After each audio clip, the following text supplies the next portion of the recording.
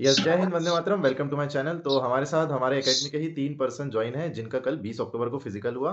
तो तीनों का काफ़ी अच्छा स्कोर रहा, उनसे आज जानेंगे क्या एक्सपीरियंस रहा। आकाश थोड़ा और पीछे हो जाओ। 2 लोग का हमारे यहाँ रीवा में था और 1 पर्सन का हमारे यहाँ जबलपुर में था।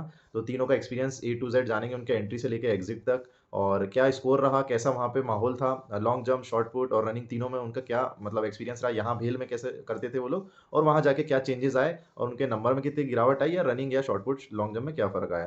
तो सबसे पहले हम लोग प्रदीप से जानते हैं, रीवा में था इनका फिजिकल। तो हाँ प्रदीप बताओ। जी सर, जय हिंद सर। मेरा फिजिकल था वही 20 अक्टूबर को ही था। ओके। तो मैं सुबह 5 बजे रूम से निकल गया था हाँ। और 5:10 पे ही मैंने एंट्री ले लिया था। ठीक है। और उसके बाद फिर डॉक्यूमेंट वही पूरा घोषणा पत्र और एडमिट कार्ड आधार कार्ड लेके फिर वेरिफिकेशन हुआ ठीक है। फर्स्ट में। उसके बाद फिर सेकंड पे वेरिफिकेशन हुआ, वहाँ पे चेस्ट नंबर वंबर सब लगा। हाँ। और उसके बाद फिर 10 के ग्रुप बन गए, फिर चेयर पे बैठा दिया सभी को। फिर उसके बाद 10 लोग हो गए। उसके बाद फिर वो मतलब नियुक्त कर दिया गया, 2 मैडम हमारे हमारे बैच में थी। ओके। और फिर वो लोग उसके बाद फिर अपन ले गए ग्राउंड के पास, लेके चले गए 10 को। ठीक है। तो चलिए गोविंद से जानते हैं। प्रदीप ने उनकी रीवा की एंट्री बता दी, आकाश का भी और रीवा में ही था तो इसी प्रोसेस में एंट्री होगी। गोविंद से जानते हैं, इनका जबलपुर में था। तो कैसे क्या इनकी एंट्री हुई, कितने बजे एंट्री लेनी थी। हाँ गोविंद।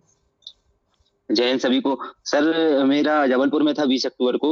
तो हम मतलब रूम से निकल गए थे 4:30 बजे। ओके। तो 4:40 पे पहुंच गए थे हम, पास में ही था रूम हमारा। हाँ। तो हमने 4:50 के समथिंग एंट्री ले ली थी ठीक है। ग्राउंड में। उसके बाद अटेंडेंस लगती है सबसे पहले। गेट हाँ। पे 10-10 लड़के को लेते हैं अंदर। हाँ। तो पहले हमारी अटेंडेंस हुई, उसके बाद हमको अंदर ले गए। हाँ। अंदर ले जाने के बाद हमारे वेरिफिकेशन हुआ। ओके। वेरिफिकेशन के बाद हमको चेस्ट नंबर दिया गया। हाँ। चेस्ट नंबर के बाद जबलपुर में ऐसा हो रहा कि बैग जमा करवा ले रहे हैं पूरा। अच्छा।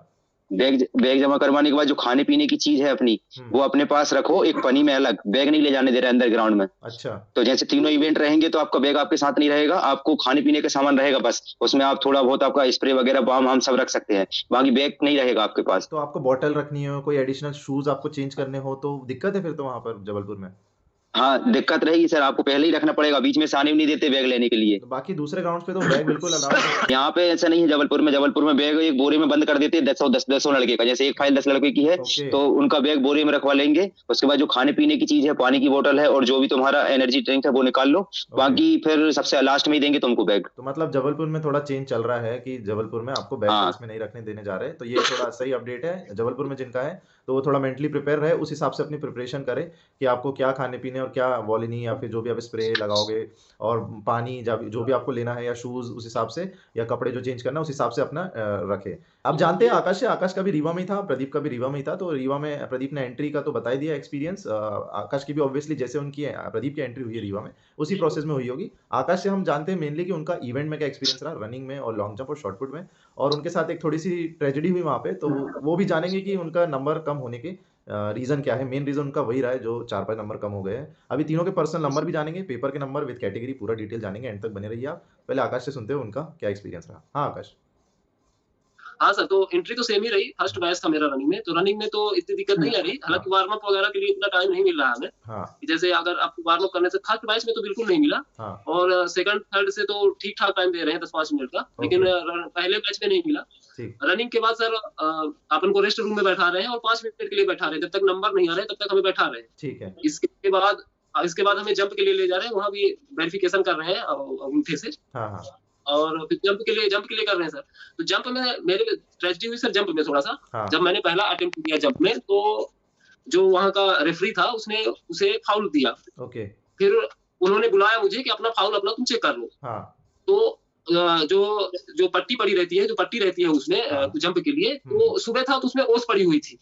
ठीक है। तो जब ओस पड़ी हुई थी तो मेरा पैर पूरी पट्टी पे दिख रहा था साफ साफ। ठीक तो ठीक। उन्होंने भी उंगली के हिसाब से दिखाया कि ये देख लो तुम्हारा फाउल ये हुआ है। हाँ।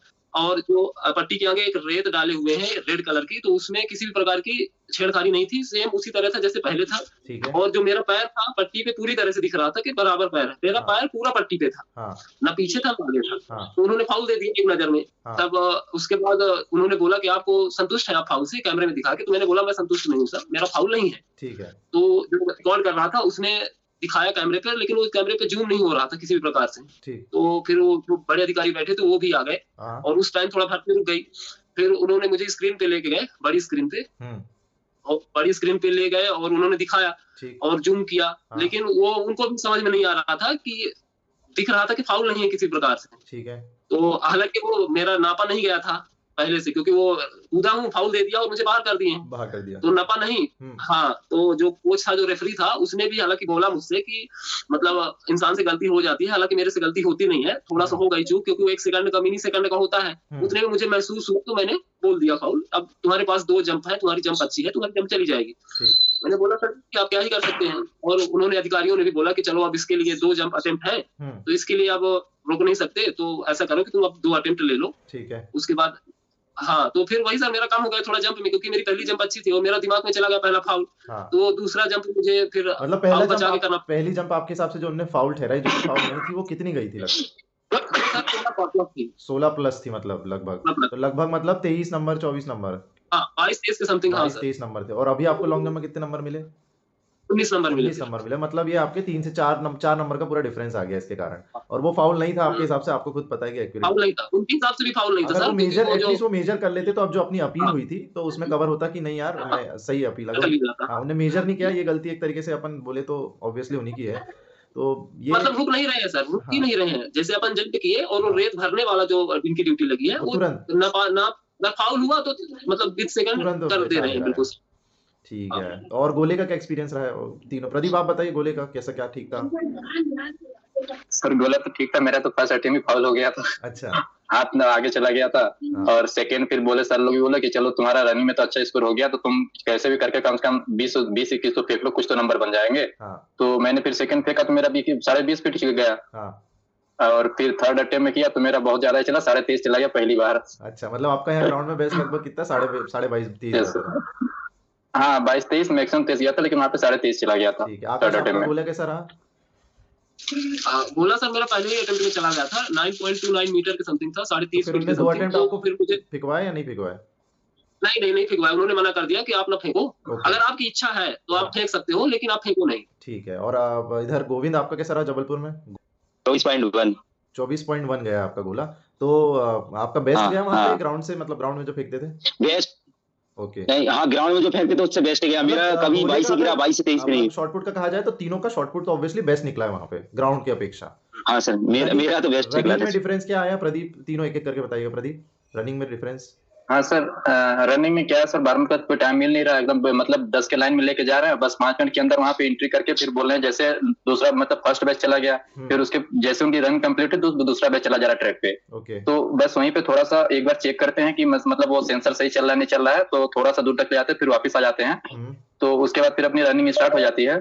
तो उसके बाद फिर वही चलते हैं। रनिंग का एक्सपीरियंस रही है कि मतलब जो अपनी मेन ग्राउंड में जहाँ भी कर रहे थे वहाँ पे आ रही, तो वहाँ पे थोड़ी बहुत बढ़ के आएगी अपने टाइमिंग। वहाँ पे क्या नए नए भी ग्राउंड बने हैं, तो मतलब मिट्टी क्या वहाँ पे जो रहते हैं वो सब धस रहे, पैर धस रहा है टोपे चलने पे, टोपे रनिंग करने पे। तो आपके हिसाब से नंगे पैर दौड़ना सूटेबल रहेगा रीवा के ग्राउंड में? यस सर जी, जो अगर हाँ सर, जो नंगे पैर दौड़ सकता है तो बहुत अच्छा है। उसका टाइमिंग जो यहाँ पे मेन ग्राउंड में आ रही है वहाँ पे उतनी आ जाएगी, जूते पे करेगा तो उसकी थोड़ी बहुत टाइमिंग बढ़ जाएगी। मेरी बैच में जितने लड़के थे सिर्फ मेरी 3 सेकंड बढ़ी थी, बाकी सबकी 10 से 12 सेकंड, किसी की 5 सेकंड, किसी की 7 सेकंड, इतनी टाइमिंग तक बढ़ी है वहाँ पे। आकाश, आपकी भी जितने मेरे बैच में थे? यस सर, आपकी भी टाइमिंग बढ़ रही है वहाँ पर? हाँ, टाइमिंग मेरी भी बड़ी सर, लगभग 4 से 5 सेकंड बढ़ी। ग्राउंड पे मेरी 2:28-2:29 आती थी, वहाँ 2:34 आई है सर। अच्छा। और आपकी गोविंद जबलपुर में? सर मेरी तो BHEL के अपने ग्राउंड में 2:27 आती थी। लेकिन अपने जबलपुर में 2:24 आ गई थी सर मेरी। 3 सेकंड कम हुए थे, 3 से 4 सेकंड। आप शायद नंगे पाँव दौड़े थे तो वो एक फैक्टर जरूर रहा होगा। वहाँ पे भी नंगे पैर दौड़ने पे शूज में बहुत दिक्कत है, मैंने सुना है। हाँ सर, जूते पहन के दौड़ोगे तो 4-5 सेकंड बढ़ेंगे ही आपके। जिसकी नंगे पैर प्रैक्टिस है उसके घट जाएंगे। नंगे पैर दौड़ने में वो ग्राउंड सही है, जूते पहनने में नहीं है सर। मतलब जिनकी प्रैक्टिस है, एक्चुअली नंगे पाँव भी एकदम से आप नहीं कर सकते हो, अगर जिनकी प्रैक्टिस है नहीं तो पता चला पूरे भर से जूते में दौड़ रहे हो और एकदम से जाके नंगे पाँव कर लोगे तो हो सकता है इंजरी हो जाए, लॉन्ग जंप ही ना कर पाओ आगे। फिर मतलब 0 नंबर लेने से अच्छा आपके 4-5 सेकंड यहाँ बढ़ जाएंगे तो वो ज्यादा सही है। ये तो लॉन्ग जंप बहुत ज्यादा। और लॉन्ग जंप का एक्सपीरियंस कैसा क्या रहा गोविंद, बताओ? सर लॉन्ग जंप का ट्रैक जबलपुर का थोड़ा गड़बड़ है। बाकी लॉन्ग जंप में मेरे 3 नंबर कटे हैं उसमें। लॉन्ग जंप में मेरे 18 नंबर ही मिले हैं। मैं 16 भी कूदता था यहाँ पे BHEL में, लेकिन वहाँ पे मैं 14.5 ही कूद पाया। प्रदीप, आपका long jump? Long jump sir, वो मेरा लॉन्ग जंप भी फर्स्ट तो फाउल ही हो गया था। और सेकंड चला गया था, सेकंड चला गया था 4.95, मतलब वही कितने 16-3 फीट चला गया था। ठीक है, यही बेस्ट। और थर्ड अटेम्प्ट भी मेरा, हाँ यही सर बेस्ट था मेरा वहाँ पे लॉन्ग जंप का। तो चलिए एक एक करके आप अपने एक बार स्कोर बता दीजिएगा और कैटेगरी भी बता देना और फाइनल कितना बना। और आगे आप और भी एक चीज़ ऐड कर लेना कि आप आने वाले जो एस्पिरेंट देने जाने वाले फिजिकल, वो मतलब ऐसी गलती क्या ना करे और क्या सही चीज़ करे कि उनका फिजिकल अच्छे से बन पाए। हाँ प्रदीप, आप बताइए मार्क्स। सर मेरे फिजिकल में 77 मार्क्स बने हैं और मेरा पेपर में 75 स्क्रीन मार्क है। ओके, तो टोटल 152 हो गए और कैटेगरी ओबीसी है मेरी सर। ठीक है, ओके। हाँ, आप बताइए आकाश। हाँ सर, मेरे फिजिकल में 72 बने हैं हाँ, और रिटन में मेरे 79 है, टोटल मिला के 151 ईडब्ल्यूएस कैटेगरी। 151 EWS category. हाँ गोविंद। सर मेरे पेपर में 73 मार्क्स हैं और फिजिकल में 68 बने हैं। हाँ, टोटल 141 हो रहे हैं एससी कैटेगरी से। एससी कैटेगरी से 141 हो रहे हैं। तो देखा आपने तीनों के मार्क्स लगभग ये स्कोर हो रहा है। सर हाँ बताइए प्रदीप। और हाँ सर, जैसे रनिंग वनिंग अपनी कंप्लीट हो रही है ना, तब में वहाँ पे पूरे मतलब नॉर्मल पानी भी रखा हुआ है, ओआरएस भी रखा हुआ है, नींबू पानी भी रखा हुआ है, ठीक केले भी रखे हैं, मतलब वहाँ पे पूरे वहाँ पे चीजें व्यवस्था है। आप जो खाना हो खा सकते पी सकते हो।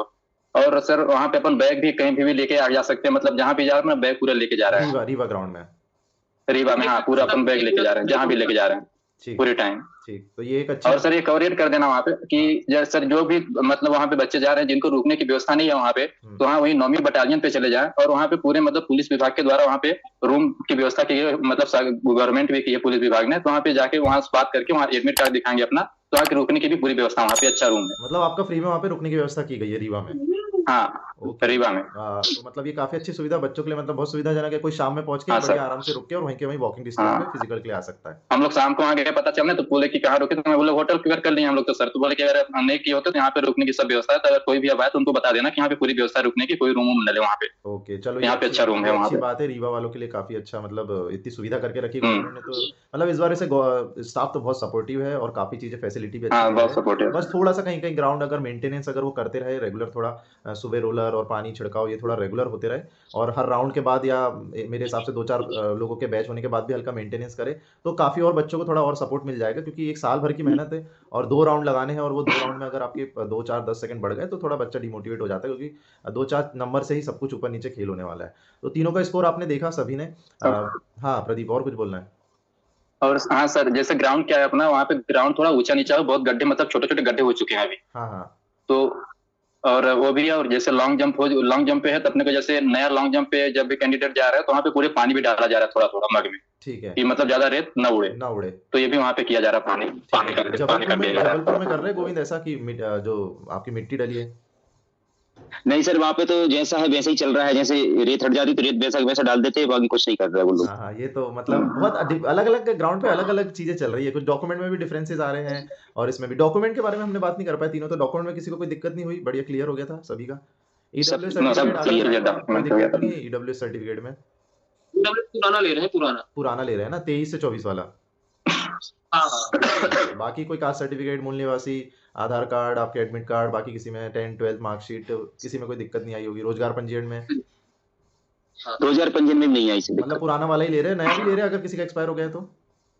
एक्सपायर ले रहे हैं तो नया ले रहे हैं, कभी नया नहीं हो तो फिर एफिडेविट ले रहे हैं, एफिडेविट बनवा के लाओ। ठीक है, चलिए। तो मतलब ये रहा आज का पूरा ओवरव्यू। तीनों ने काफ़ी अच्छा स्कोर भी किया है हमारी एकेडमी से और सभी का अच्छा स्कोर रहा। सभी ने बहुत मेहनत करी है, साल भर दिया है, सभी का भी बहुत बढ़िया स्कोर हो रहा है। ये अभी सेफ में है तीनों अपनी कैटेगरी में। तो आप भी अगर इतना स्कोर कर रहे हो तो आप बिल्कुल सेफ रहोगे।